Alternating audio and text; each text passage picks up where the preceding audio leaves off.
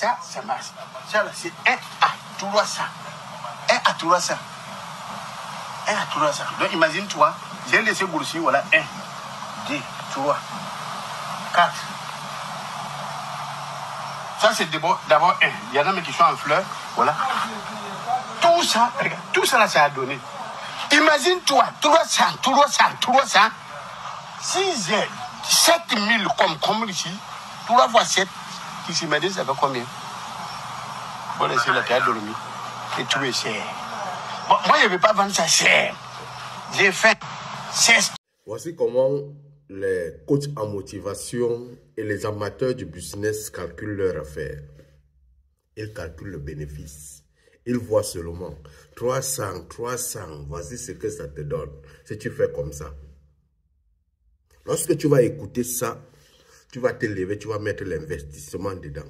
Il ne t'a pas dit que dans les 300 qu'il est en train de faire, il y a eu l'engrais qu'il a acheté, il y a eu la terre qu'il a louée, il y a eu les camions qui sont venus travailler, il y a eu les employés qui sont venus, et que sur chaque concombre, à la fin, il a un bénéfice maximum de 45 francs. Il ne t'a pas dit ça. Il t'a seulement dit 300 multiplié par 7000 concombres. Ça fait combien? Ça fait autour de 21 ou sinon 2 millions 100, un truc comme ça. C'est ce qu'il t'a dit. Étant jeune dans le business, enfant dans le business, je voyais souvent comment on venait livrer le pain chocolat dans une boutique tous les jours. Je me disais que mais le monsieur ici, par jour, il vend à peu près 500 pains.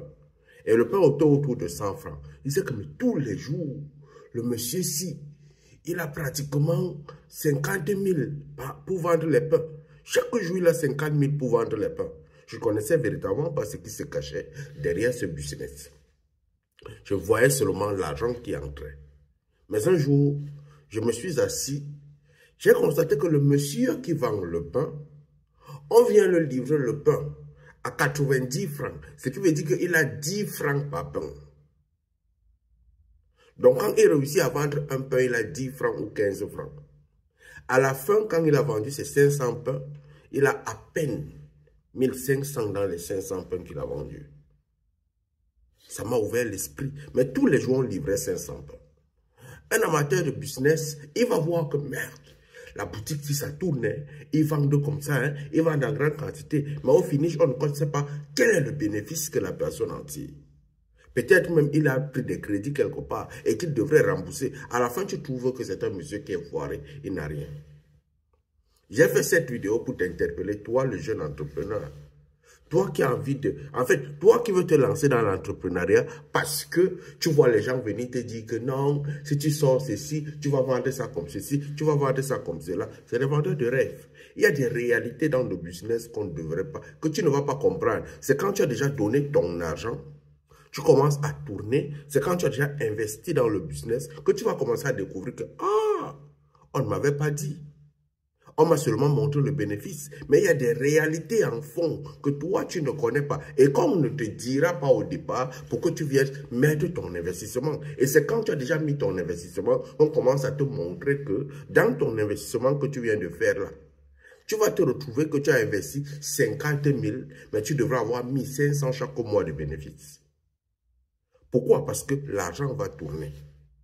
Comprenez-le dans le business avant de vous engager dans le business. Si vous ne le comprenez pas, vous allez compter 300 multiplié par 7000, ça donne combien?